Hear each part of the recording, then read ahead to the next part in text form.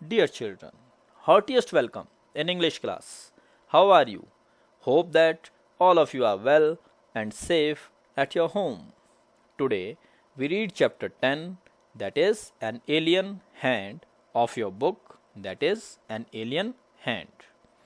Dear children, these are expected learning outcomes which will be achieved by us after understanding this chapter. As you know that I divided this chapter in three parts. Today we read and understand the second part of the chapter in bilingual language. Let's start. Let's read the brief points first.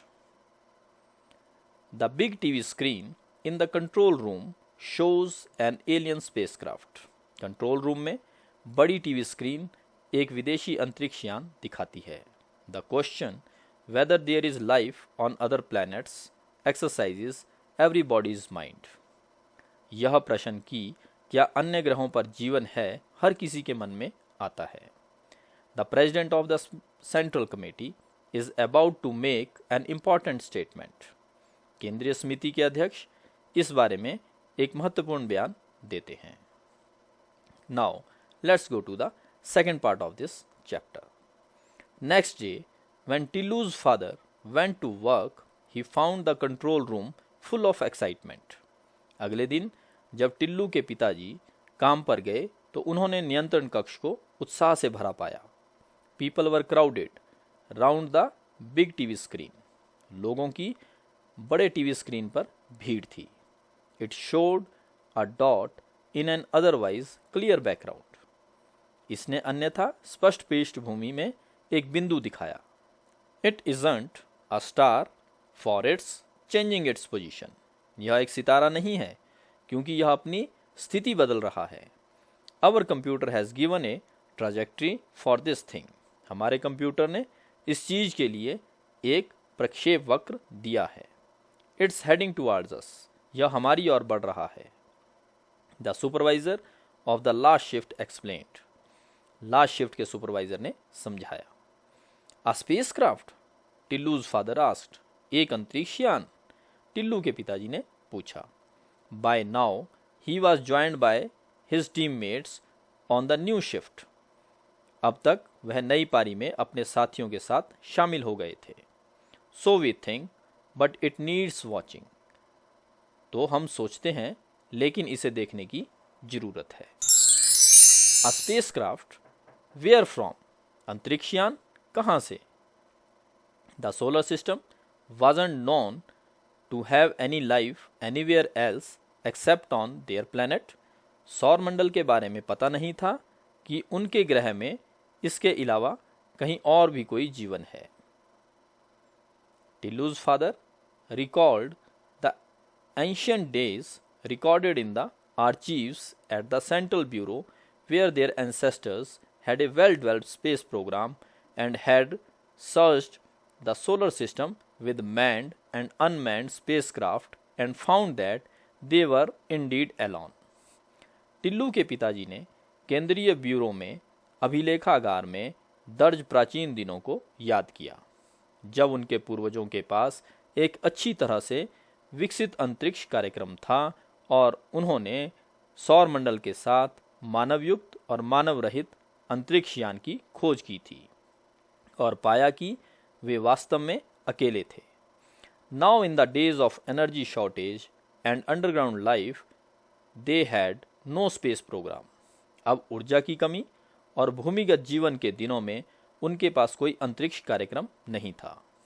They could only watch importantly from their vantage point. वे केवल नपुंसकता से उनके सहूलियत बिंदु देख सकते थे. Who were these strangers? ये अजनबी कौन थे?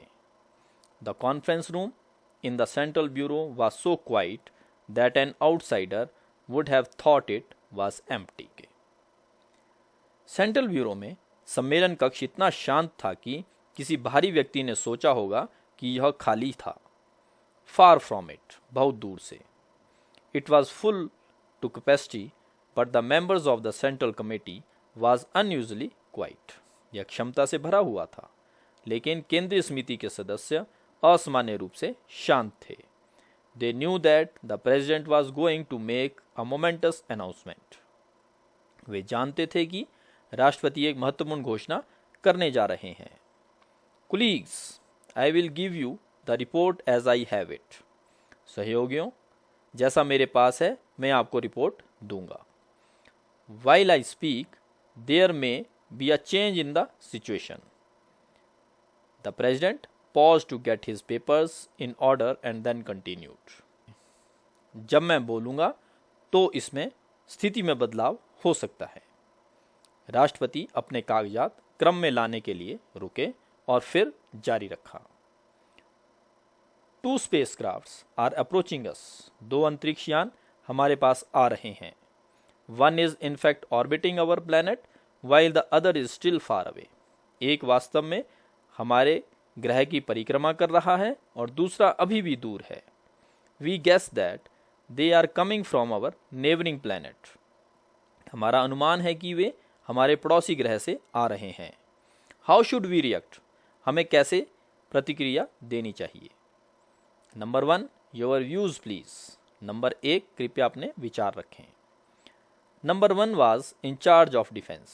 नंबर 1 रक्षा के प्रभारी थे. He was known for his courage and wisdom.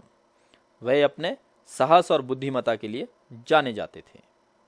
Sir, if we wish, we can totally destroy these spacecrafts with our missiles.